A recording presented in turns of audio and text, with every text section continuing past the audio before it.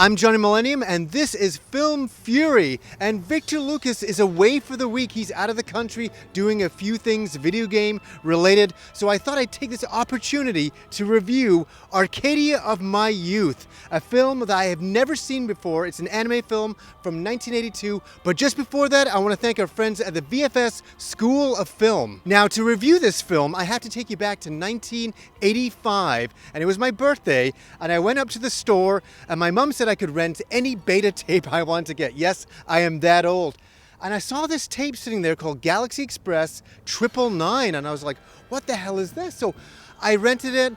It was so mature. It was so ridiculously over the top. It was an anime I'd never seen. It came out in 1979 in Japan by Leiji Matsumoto, a fantastic artist, a fantastic creator. And I was mesmerized seeing this film as a kid. I couldn't believe the violence, the over-the-top action. It really blew my mind.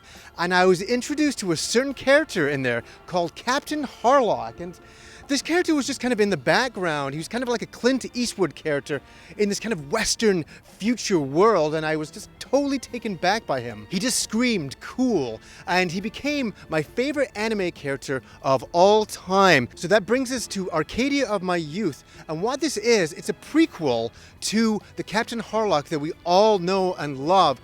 This is his backstory. This is how he becomes the Captain Harlock we know so well. In this movie, and I'm not going to give too many spoilers, you find out how he loses his eye, how Queen Esmeralda gets her scar, how he gets the Arcadia, and how he meets Tochimo. It's a really great story, and what the film tackles at times is the descendants of Captain Harlock and a little bit of where he was from 1,000 years ago and how his past ties in with his future. And it's kind of a little over the top, it's a little bit ridiculous, but we have to realize this movie, this anime film here, is 35 years old, and I really enjoyed seeing Harlock and seeing Esmeralda's back again and seeing them getting to battles and seeing where they came from and how they became the characters that they are. And that's what this is all about. It's a character study. It's how all of these characters intertwine and become friends under such perilous situations. And I think it's a remarkable film of its time. 1982, as I say, that's a hell of a time for movies in general. The only thing is that the story's a little bit convoluted at times. We're going a certain direction and we just stop and a totally other event happens. And sometimes it doesn't do a good job explaining what it's trying to tell you.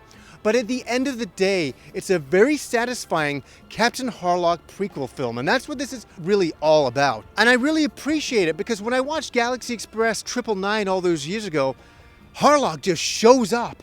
And he's just there, and he's this mythical character that you're just in awe of, but you're like, who is this guy? Where did he get his ship from? Why does he have that weird bird on his shoulder? All the answers are in Arcadia of My Youth, and that's what I really appreciate the movie for.